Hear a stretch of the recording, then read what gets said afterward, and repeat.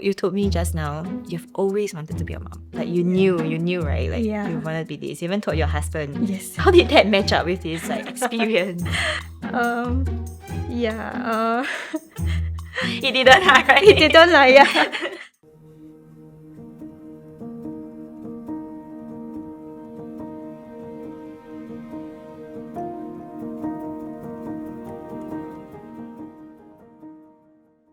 Hi, I'm Janice, and welcome to the Birth of a Mother, a video podcast series by Clarity Singapore. We're really excited to share this series, because one of the things that we have heard from our mom clients is that no one understands. Right? It's hard to talk about. It's hard for people to understand. What if I burden them too much? And oftentimes they find it very, very isolating. Okay, today we have Audrey, our special guest, who will be spilling the beans about what it's like to be a first-time mom. So let's welcome Audrey. Okay, Audrey, can you share with our listeners and viewers more about yourself and your motherhood journey so far? So I'm Audrey. I'm a first-time mom. My son is now 8.5 months old, and I'm also a working mother. Yeah.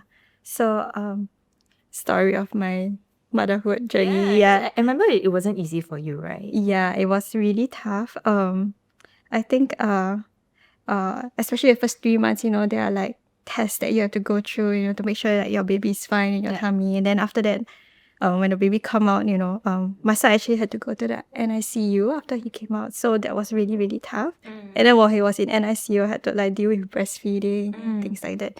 Yeah. So All happening at the same time, right? all happening at the same time. Yeah, it was really fast. Like once the baby comes out, then everything just bump, everything just happens. Yeah. How did that feel for you? There was a lot of stresses all at the same time. Yeah. It was quite scary lah. Yeah, it was scary and it was painful because you also have to deal with like a wound, then you have to, deal with breastfeeding your engorged boobs and it was just really difficult. I think you told me it was a really long birth. Yeah, so I actually What's went, the birth story? yeah, so I actually went into the hospital in the evening around 6 plus. I only delivered my son the next day around 11 a.m. So yeah, it was more than 12 hours. Wow. Yeah. And I think the worst part was I couldn't get epidural because, everyone say like, just get epidural, then you will like, no pain, you feel no pain. Yeah. So I was like looking for, okay, I have epidural. But then it turns out I couldn't because I couldn't dilate fast enough. Oh no. Yeah, so I only managed to get epidural like about 2 hours before I delivered my baby. So when I was like... So the whole like 8, was it 11? Yeah, for a long time, yes. you didn't. Yeah, I You had to didn't. bear with the pain. Yes, yeah. I had laughing gas, but it only helped like a certain extent. Yeah, so I was like worming around for a very long time. Yeah, before I delivered him. Like, yeah. I know you told me just now that you've always wanted to be a mom. Like you knew, right? Like Yeah. you wanted to be this. You even told your husband. Yes. Yeah. How did that match up with his like experience? Yeah. He didn't, right? He didn't like, yeah.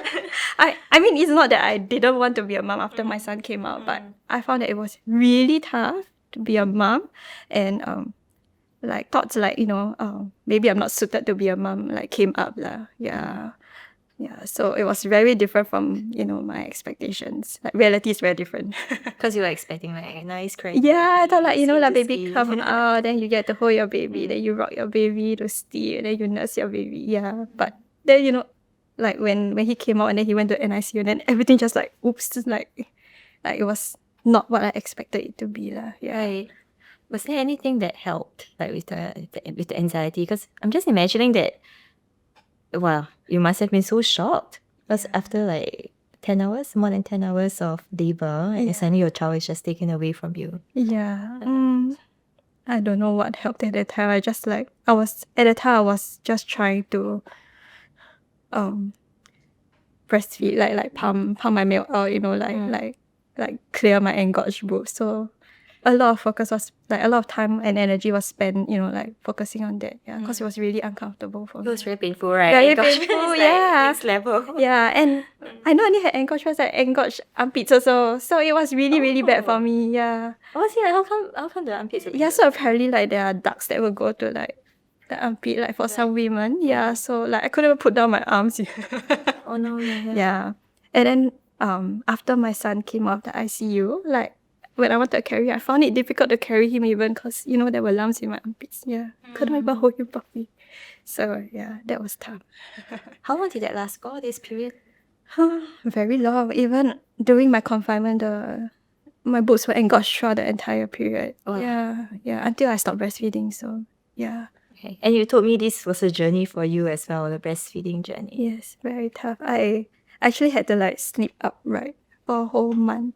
Yeah, because every time I lie down and then gravity pulls my breast down, then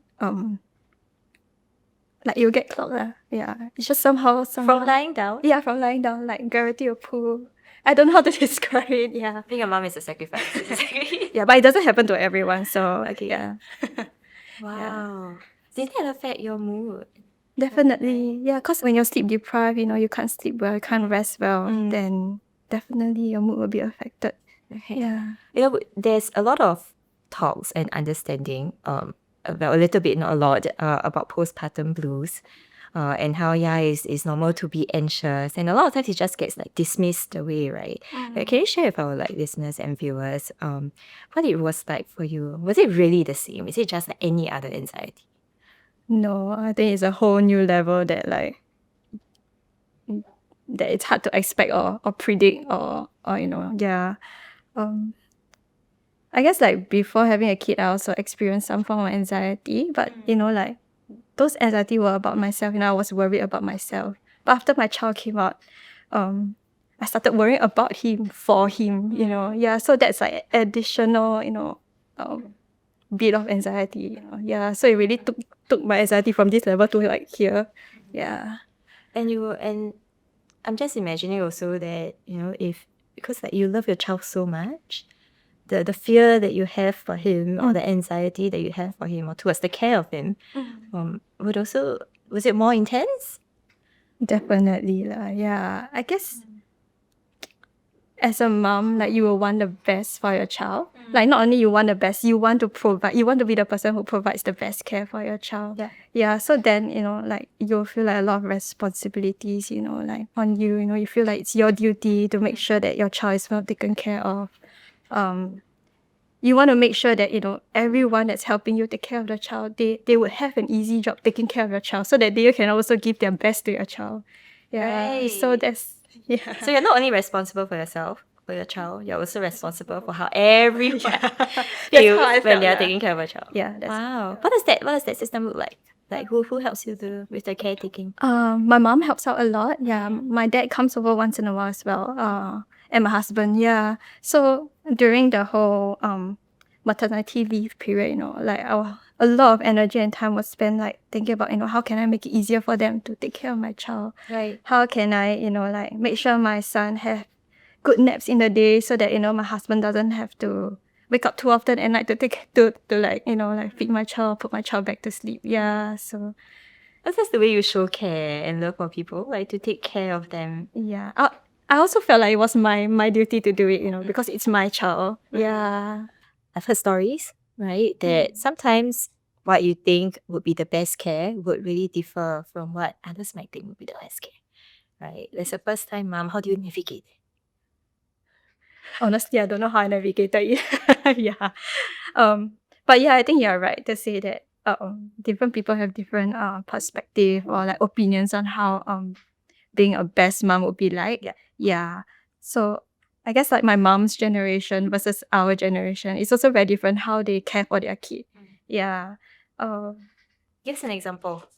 Example lah. Too many, is it? Too many to choose from. Yeah, I think one of the things is, at the time, during my mom's generation, there's no such thing as big windows, there's no sleep signs. They don't know about all of this. They'll say oh, when the baby want to sleep, then you just put the baby to sleep, or the baby will be tired, then you just put the baby to sleep. But now, we have all this knowledge. We know that, baby can only stay awake for a certain hours, when they're this age, and then, it stretches longer as they get older. Yeah. So then when you try to explain and say, no, actually baby needs to sleep. Baby is crying because baby needs to sleep. Then they'll say, no, baby just needs to be entertained. I just need to distract him and be. Yeah, baby is supposed to cry. Yeah. But, in my heart, it didn't feel normal to me that my baby was always crying. Yeah. So I had to sometimes I explain it, but sometimes I'm too tired to explain. So then I just like close one eye. Right? Yeah. Okay, there, the closing eye. Yeah, I think you have to That close kinda many made eyes. easy, right, for Yes. you. Yeah. Yeah. So yeah, I think, but I guess if you want help from others, in like taking care of a baby or even like taking care of your household, then these are things that you really have to look past to avoid conflicts. Yeah. If not, yeah, you just have to take care of the baby yourself, which isn't affecting us a lot. Yeah. But provided you have the energy to do so. Yeah. Right. This part about letting others care for your baby and letting others care for you is quite a difficult balance to strike. Yeah. Right? And a lot of times moms also tell me that sometimes either the parenting style is completely different, sometimes it goes against their own like parenting beliefs. And sometimes you just don't have this person, right? This other person to help them with their child. Like, do you have any advice about that? How do you navigate yours as well? Um, I'm quite a private person. Like, before having a kid, my husband and I like our alone time. We don't have much visitors over the weekend and things like that. So when a baby came along, everyone's so excited to meet the baby, right? So I guess you have to think ahead and plan ahead, and then limit the visitations accordingly, like schedule them, and then make it clear to, like families, friends that, okay, I'm only gonna start accepting visitors from when on, and also like if people say like, I want to come, you just have to stand your ground and say like, no, sorry, I'm not accepting visitors today. Yeah. That must be quite tough. Very tough. Very How tough. did they take it? Not happy lah, some of them. Yeah, I think some of them they can be quite understanding, but like sure, like have your own space when they're ready, let us know. Yeah. But then there are also families who are like really excited to meet your baby, and understandably so. Yeah.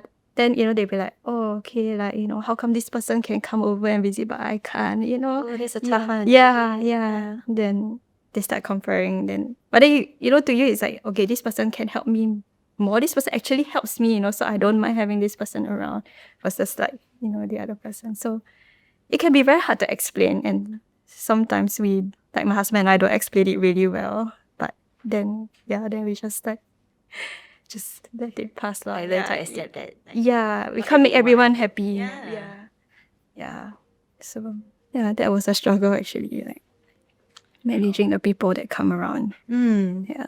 Sometimes it's really hard to go up to a friend or a family member or like a potential mom and go like, hey, it's just not like, how to say, like for you. And they might not find it easy to share. Yeah. If you could, like, will you tell us, share with the viewers as well, like, what it really felt like for you? I think I'm quite lucky that I have like mom friends who recently had kids, and they don't like, hey Audrey, like this is what happened to me during postpartum, like be careful. They don't Like give warnings. Yeah, they don't. But Okay. when it happened to me and then I reached out and I say, hey, do you experience this? Then they shared very willingly with me. So that helped me a lot. Yeah, knowing that I'm not alone going through this, that my friends have also gone through this. Yeah. But then also like, like shit, I wasn't a very good friend then, I didn't know they were struggling. Yeah, I could have reached out more. Yeah.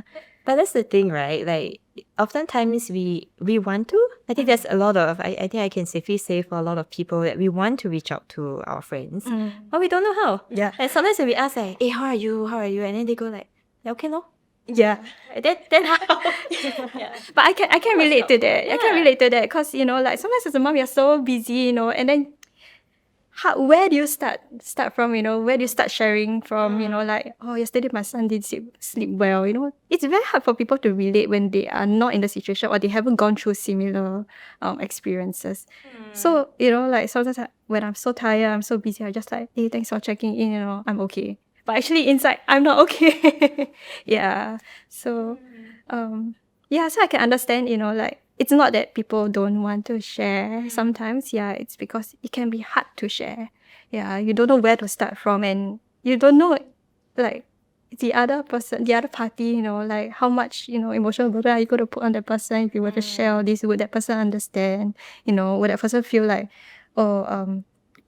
not sure how they can help, and then they feel uneasy as well. Yeah. So I do think about all this. I'm not sure if it applies to everyone, but yeah, That's your experience. Yeah, that's my There's some concern about whether you're burdening others, yes. or whether it's too much for the other person to take. And sometimes people feel the urge to give solutions, right? Because we think that helping really is giving like suggestions. Yes. But for you, I think what I'm hearing is that what's really helpful is when you do share, it's just really to listen, to be listened to, Correct. even if there's no solution. Yeah.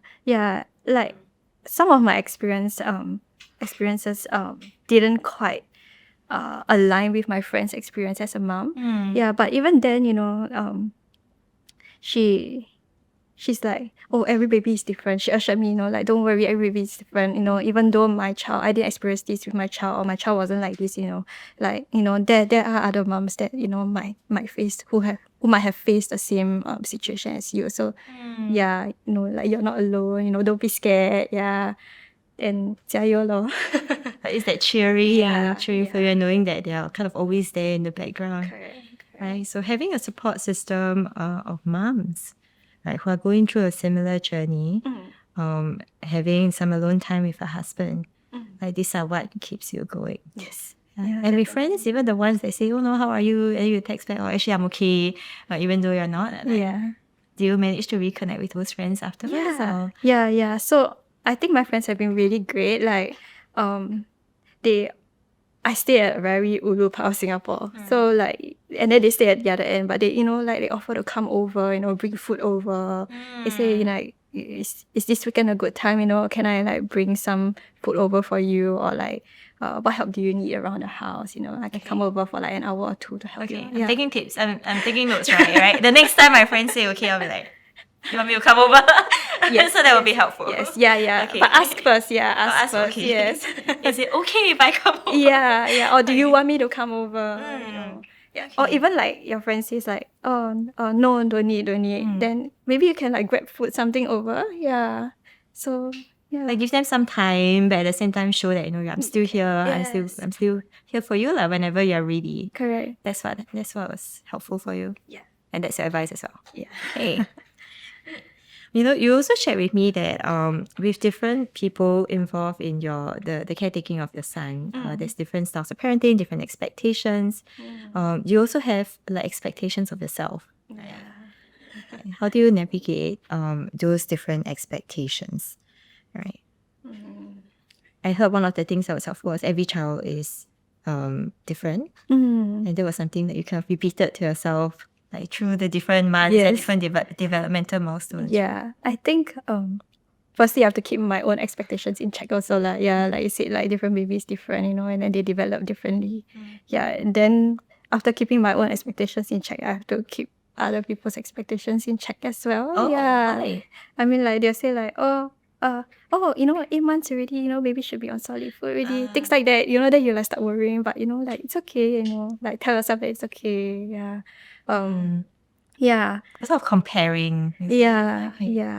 Have to remind yourself now. Because, in like the mommy support group chat, even though the group chat is really supportive, you learn a lot of tips and then, but there are also like moms who will say like, oh, my baby slept through the night at, like 4 months old. Then you're like, shit, my son is like 8 months and he's still not sleeping through the night. What's wrong with me?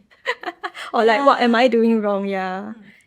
That's the thing, right? Like you want to share joy, but at the same time, then other moms when they see, they might also feel that, oh, actually, is it normal that my child haven't like reached that milestone? Yeah. So you were talking about parenting styles, right? I guess how our parents parent us versus how we want to parent our child can be quite different because like, different generations.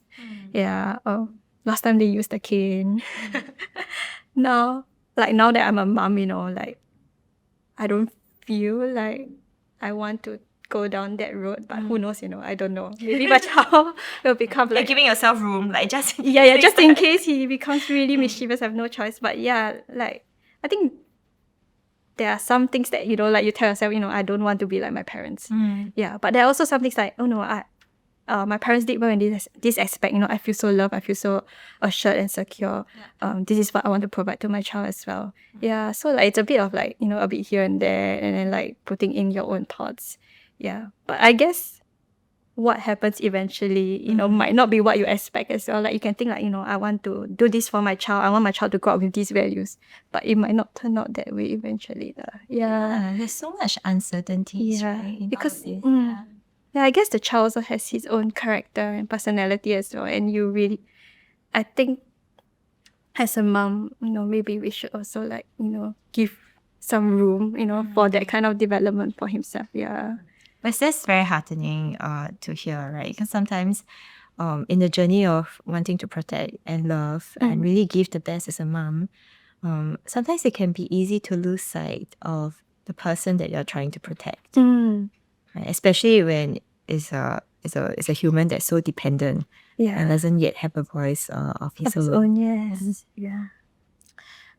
You shared with me also previously that there are certain things that have also changed your relationship with your husband postpartum. Yeah. What's it like? I think number one is we have no time for each other anymore. Yeah, like between work and taking care of the baby and like trying to get like sleep, as much sleep as possible. We got no time to chit chat about our day. Even during the day when I'm working, you know, I just want to chunk my work and go home. I have no time to like text him and like, you know, how are you? Have you taken your lunch? Yeah, so yeah, all these little things, you know, like yeah, we no longer do it as much. Yeah. So how do you connect with him now? Now that my son is like 8 months old and then like we kind of like gotten the hang of things a bit more, sometimes we do like spend some time watching videos together just before we go to bed. Yeah, like maybe like a 20 minutes video, yeah, or one episode of like a show. Yeah. So that's what we've been trying to do, like what we started trying to do recently. Like finding your own pockets of small or like things to do in between all the duties and responsibilities. Right. Okay, I feel like I really want like to hear it again, because I think, you know, Audrey, you shared with me before that you had this one memory, right, with your husband immediately after you gave birth to your child that really tied you through the tough times. Yeah. And like, can you tell our listeners and viewers? Yeah. So before I had my child, before I delivered my child. Oh, that was before. No. Context. Oh, context. Sorry. Okay. Sorry. Go. Context. Yeah. So like before I delivered my child, my husband and I spent a lot of time watching shows together. Like that is our thing to do. You know, like after work during the weekends, we just like to lie on. Like, after doing all the house chores, we like, lie on the couch and just like binge watch shows. So like after delivering my baby, we totally had no time to do this.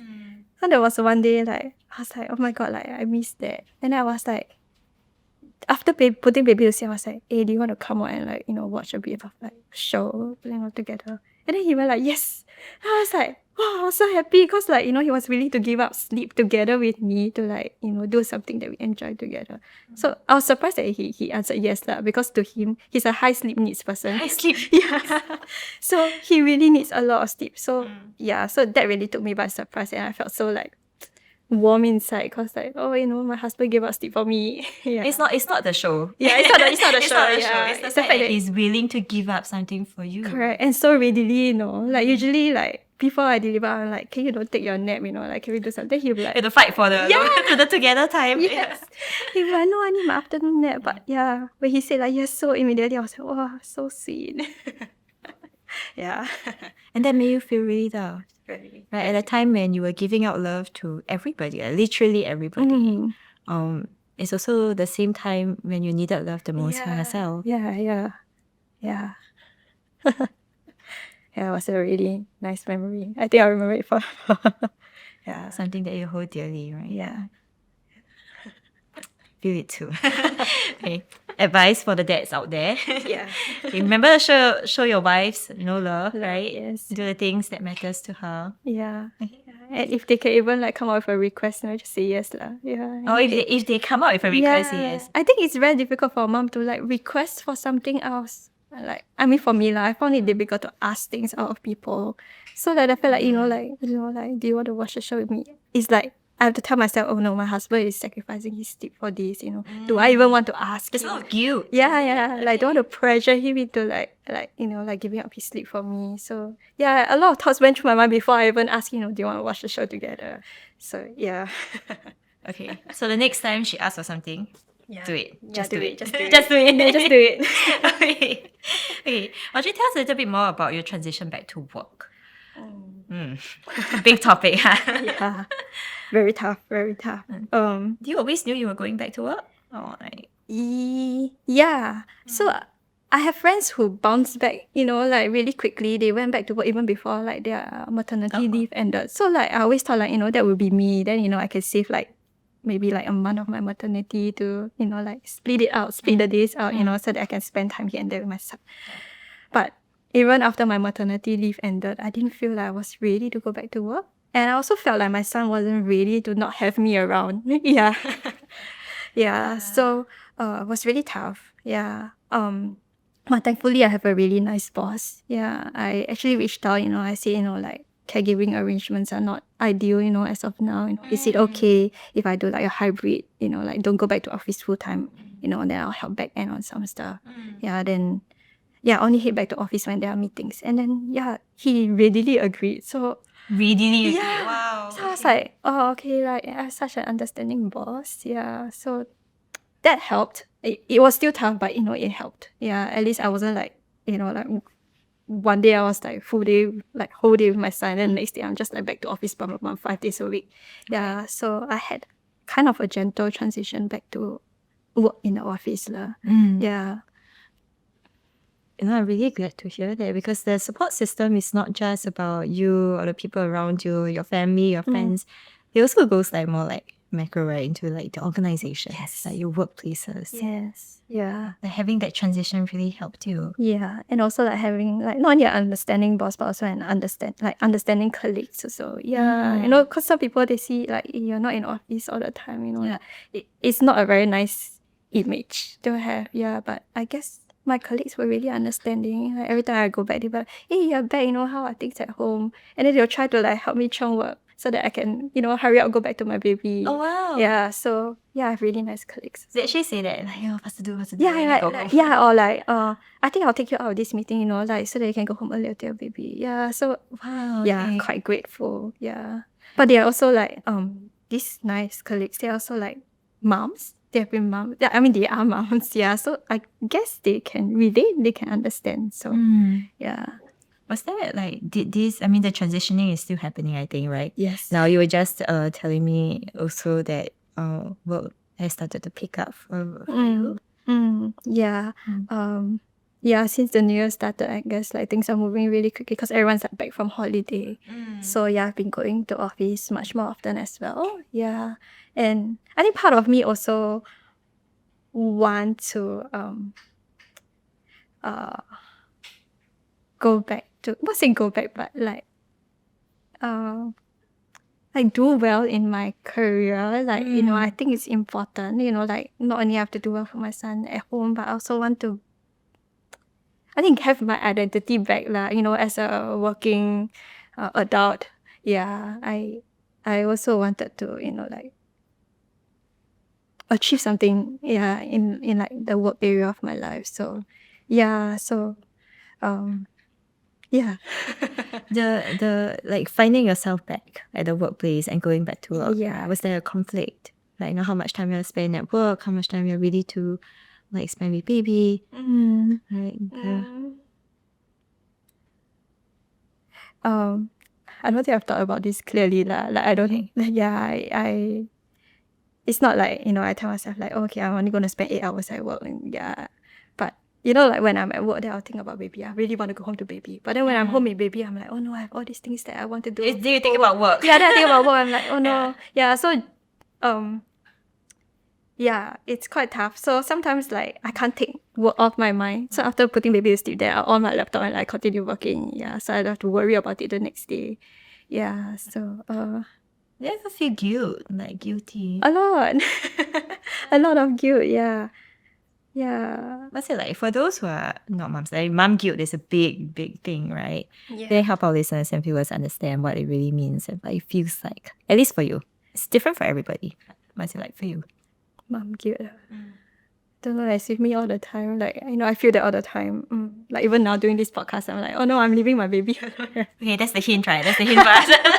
Okay. No, but yeah. So at work, like what you say, like at work, I'll think about baby, like is he being fed well, like is he sleeping well? Yeah, then when I'm back home, baby, I'm like, oh no, I didn't give my 100% at work because I was so distracted I didn't thinking give about my the baby. 100%. Yeah. So yeah. How do you cope with that? Like when everything in your life demands 100% from you, but there's only so much of you.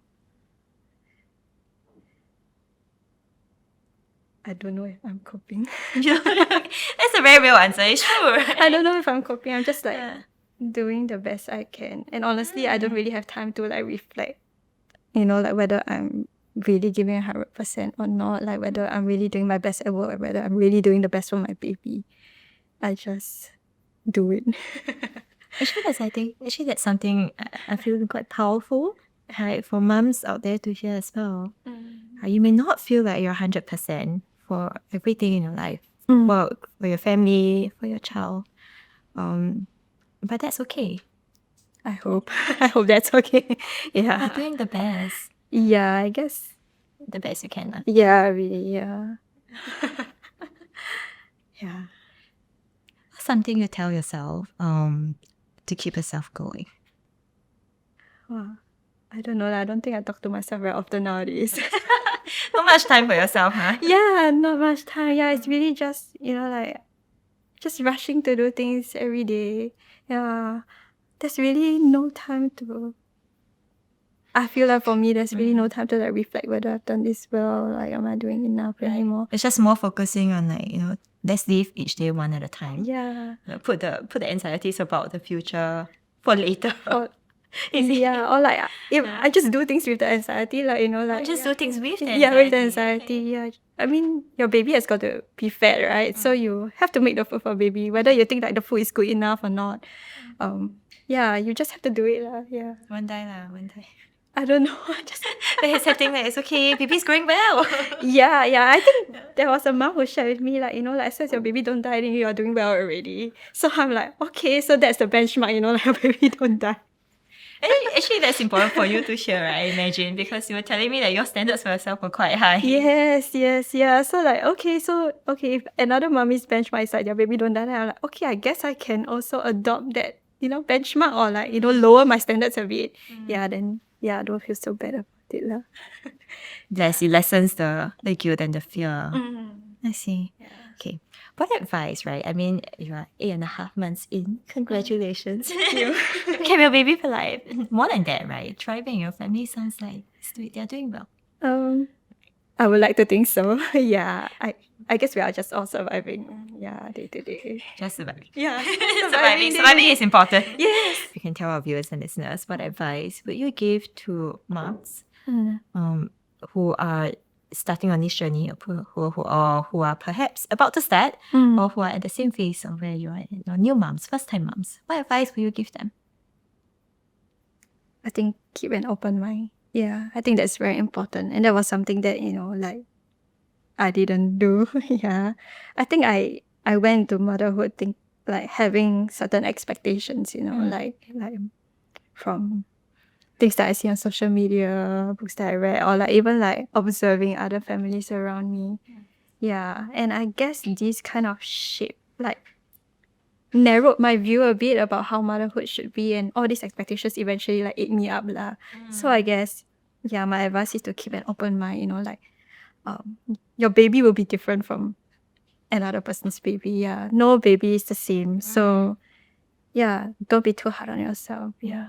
It's important, right? And it's the same, right? No mom is the same as well. No mom is the same. Right? On Instagram, you often see moms who has it all, like look great, slimmed down so fast after their first baby. So like they have it all together. Yeah. But we really don't see the struggle behind it. Yes. Yeah. No one journey is the same. Yeah. Okay. So to summarize our conversation today, what really helped and got you through is accepting that it will look different, or it may look different from what you expect. And finding yourself a community, learning to speak about, to be assertive, right? To stand by your values, figuring what's important to you, what you want for your child, and also like reaching out to connections that can help you feel well. Yeah. Right, that really helps. I think you summarized it really well. I tried. I better, right? If not, Oliver will be upset with me. Thank you for joining us on this episode. For those of you who know of a mom who is struggling, or for those of you moms who are watching this and who are finding yourself in a dark place, we want you to know that it is not normal to be a mom and to feel so stuck. Right, there is a light at the end of the tunnel, and you're truly not alone. Right, scan the QR code to find out more about how Clarity Singapore may help you and go on this journey with you. Because motherhood isn't meant to be so difficult. It is difficult. It's probably one of the most difficult journey of your life. But it is not. It shouldn't be the darkest time of your life. Okay, so thank you for joining us. Don't forget to like this video and subscribe to our channels. You can also find out more about Clarity Singapore through the links in our bios. And don't forget to share this video with a fellow mom or someone who needs it. You never know how this video might come in helpful. Okay, thank you for tuning in, and we look forward to seeing you next time. Bye!